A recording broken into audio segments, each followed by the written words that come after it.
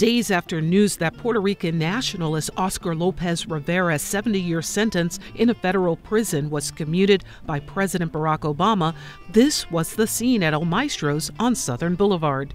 People were praying all over the world that this thing will happen. And this is basically a big gift. Iris Colon DiPini, who's been helping to organize marches in support of the decorated Vietnam War vet who came to symbolize the hopes of millions around the world fighting for independence, says she was at work when she got news of his January 17th pardon. When I received the news, I was actually in my job.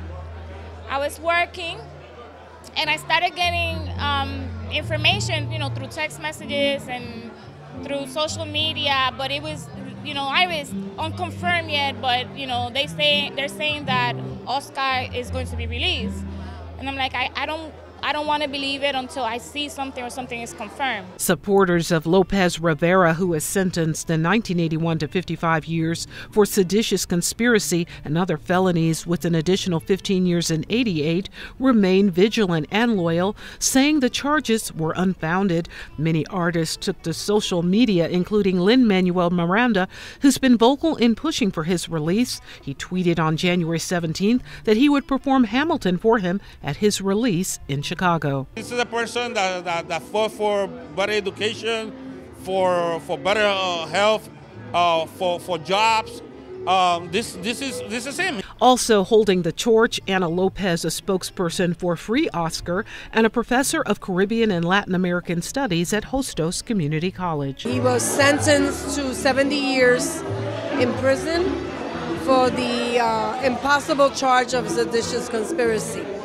Oscar Lopez Rivera is a Puerto Rican freedom fighter, a fighter for Puerto Rico independence. And to fight for Puerto Rico's independence, it's not a crime.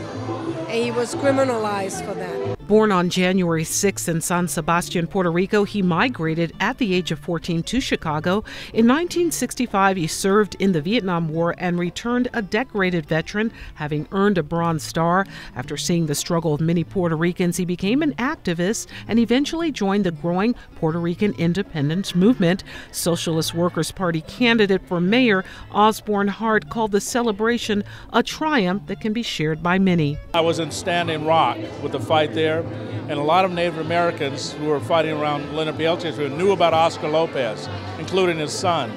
So it's a big victory. It also shows a strength and solidarity amongst working people who won this freedom for him. We understand in Venezuela that Oscar Lopez Rivera is a freedom fighter and has been in prison for so many years.